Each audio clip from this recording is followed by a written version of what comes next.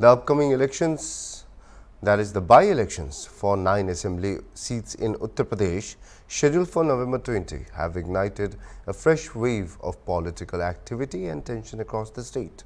Controversial hoardings have once again appeared in key areas, including outside the BJP's office and near the Uttar Pradesh Vidhan Sabha in Lucknow, targeting Samajwadi Party leaders.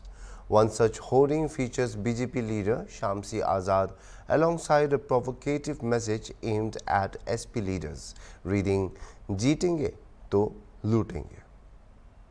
This sharp attack has fueled the ongoing poster war between rival political parties in the state.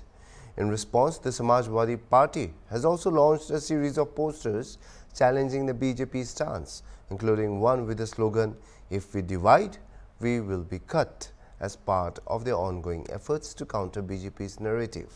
The Bahujan Samaj Party has now joined the fray, introducing their own campaign slogan, "If we join BSP, we will move ahead and be safe." With all major parties engaging in this poster battle, the political climate in Uttar Pradesh is charged as the state prepares for the crucial by-elections that could shift the balance of power. Uttar Pradesh में होने वाले उपचुनाव को लेकर उत्तर प्रदेश की सियासत में कहीं ना कहीं हलचल है।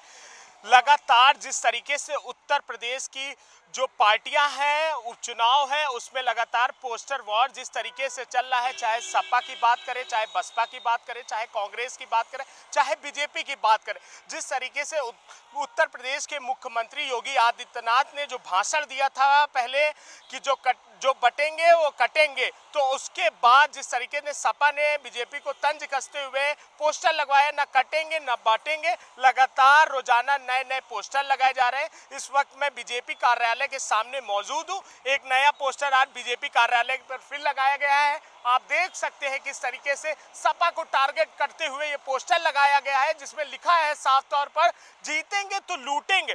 साफ तौर पर जिस तरीके से ये सपा को टारगेट करते हुए बताया गया है कि जीतेंगे तो लूटेंगे, सत्ता आते ही, सपा की सत्ता आते ही लूटना चालू कर देंगे। साफ साफ संदेश है कहीं ना कहीं जिस तरीके से उपचुनाव का माहौल है और जिस तरीके से सियासी पार्टियां हैं वो लगातार अपने बयानबाजी का सिलसिला है वो तेज होता जा रहा है, क्योंकि जिस तरीके से लोकसभा चुनाव में जिस तरीके से सपा का कहीं ना कहीं पगड़ा भारी था और बीजेपी के लिए अब कहीं ना कहीं उपचुनाव में एक सेमीफाइनल है, क्योंकि 2027 में फिर विधानसभा चुनाव है और इसी को लेकर लगातार बीजेपी पार्टी नई नई रणनीति से रोजाना बैठकें कर रही है।